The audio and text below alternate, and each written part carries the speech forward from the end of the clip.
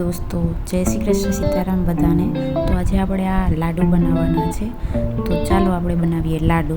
સૌપ્રથમ આપણે આ ચણાનો લોટ છે જેને આપણે ઘીમાં શેકવાનો છે।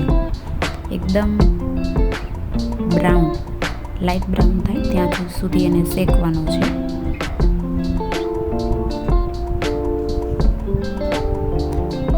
એકદમ ધીમા તાપે રાખવાનો રહેશે આપણે, જેથી કરીને એ બળી ન જાય।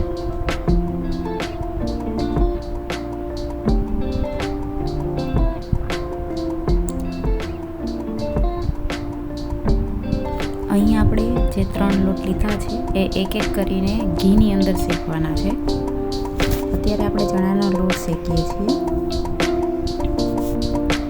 થોડો બ્રાઉન દેખાય એટલે કે થોડું ઘી છૂટું પડવા માંડે ત્યાં સુધી આપણે એને શેકવાનું છે। તો તમે જોઈ રહ્યા છો કે આપણો લોટમાંથી જે ઘી છે એ છૂટું પડી રહ્યું છે। હવે આપણે એની રવો લેશું। તો રવાને ઘીની અંદર જેમ આપણે શેકીએ છીએ એવી જ રીતે રવાને પણ ઘીમાં શેકી લેવાનો છે। આપણે 3 લોટ જે છે એ 250-250 ગ્રામ લીધા છે। રવો, ચણાનો કરકરો લોટ અને ભાખરીનો લોટ। તો રવાને પણ આપણે આવી જ રીતે એકદમ ધીમી આંચ પર શેકી લઈએ।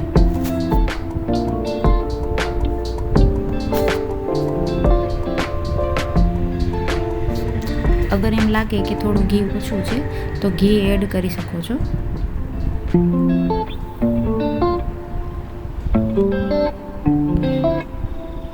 હવે રવામાંથી ઘી છૂટું પડી ગયું છે એટલે કે આપણો રવો શેકાઈ ગયો છે। પછી હવે આપણે ભાખરીનો લોટ શેકી લઈએ।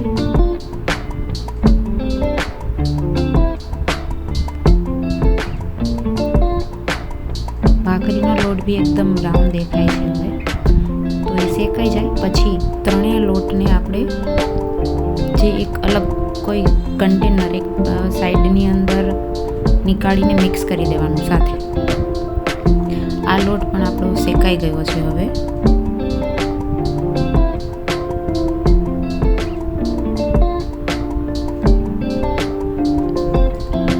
આવી રીતે લોટને કાઢી લઈએ।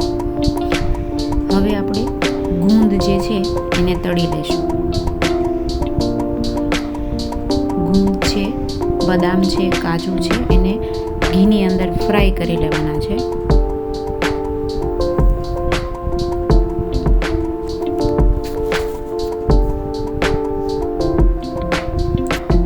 પછી ગુંદ ફ્રાય થઈ જાય એટલે કે તળાઈ જાય પછી ઘીમાં આપણે સુવાદાણા છે એને ફ્રાય કરી લેવાના છે। એટલે રોસ્ટ બી કરી શકો છો કારણ કે તળવામાં તો ફાવશે નહીં। તો બધી સામગ્રી આપણે ફ્રાય કરીને આવી રીતે કટ કરી લઈએ। હવે આપણે ચાસણી માટે થોડું પાણી મૂકી દઈએ। ખાંડ ડૂબે એટલું જ પાણી એડ કરવાનું।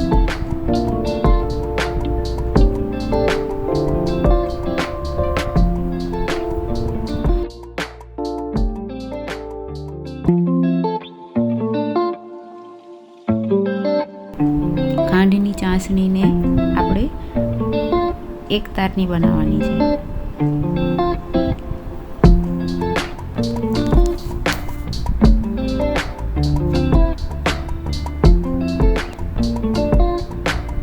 તો આ ચાસણી હવે આપણી રેડી થઈ ગઈ છે। ચાસણી રેડી થઈ જાય એટલે પેલો જે માવો છે આપણે ખમણીને રાખેલો છે એ માવો આ ચાસણીની અંદર એડ કરી દેવાનો છે। એટલે માવો આ ચાસણીમાં જ શેકાઈ જાય।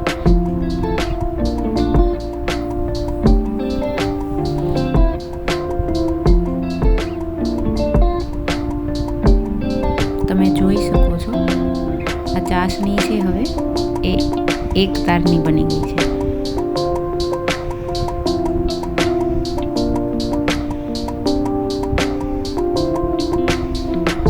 તો એ ચાસણીમાં માવો એડ કરી દેવાનો।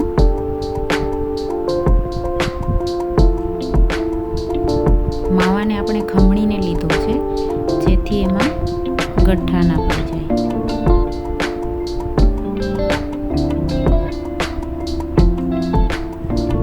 ફરી આપણે માવાને એ ચાસણીમાં શેકવાનો છે. એકદમ ધીમા આંચે શેકવાનો છે, જેથી કરીને આપણો માવો નીચે બેસી ના જાય.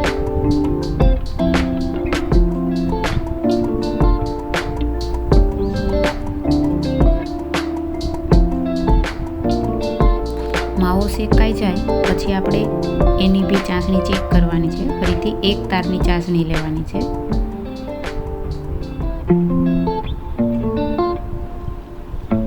પછી એ માવાને જે આપણે મિક્સ લોટ છે એની અંદર એડ કરીને મિક્સ કરી દેવાનો છે. બધું મિક્સ કરી દેવાનું છે અને થોડી વાર ઠંડુ થવા રાખી દેવાનું છે. એવું લાગે તો થોડું પાણી એડ કરવાનું, જેથી કરીને બધું મિક્સ કર્યા બાદ આપણા જે લાડવા છે એ કઠણ એટલે કે એકદમ ટાઈટ ના થાય.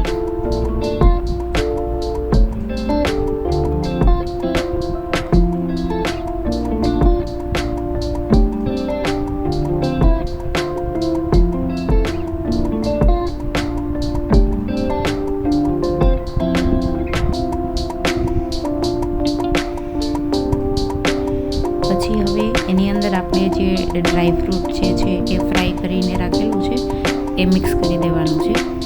કાજુ, બદામ બધું એડ કરી અને મિક્સ કરી દેવાનું છે.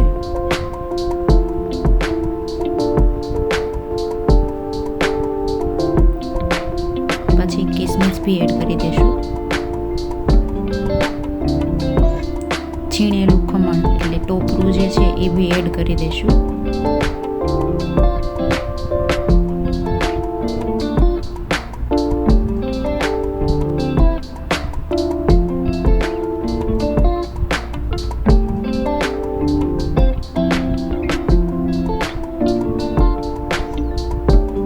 બધું એડ કર્યા બાદ મિક્સ કરી દેવાનું છે.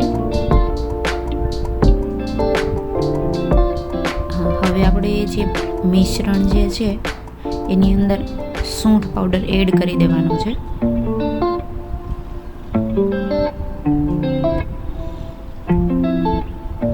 સૂંઠ પાવડર અગર તમે ચાહો તો થોડો ઓછો લઈ શકો છો, તમારા ટેસ્ટ પ્રમાણે.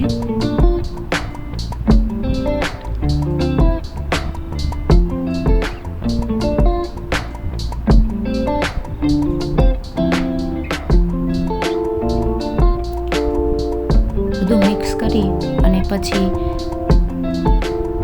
થોડું અગર લાગે છે તો એમાં આપણે પાણી એડ કરી દઈશું, જેથી કરીને આપણું લાડવાનું સ્ટ્રક્ચર છે એકદમ નરમ સોફ્ટ બને છે.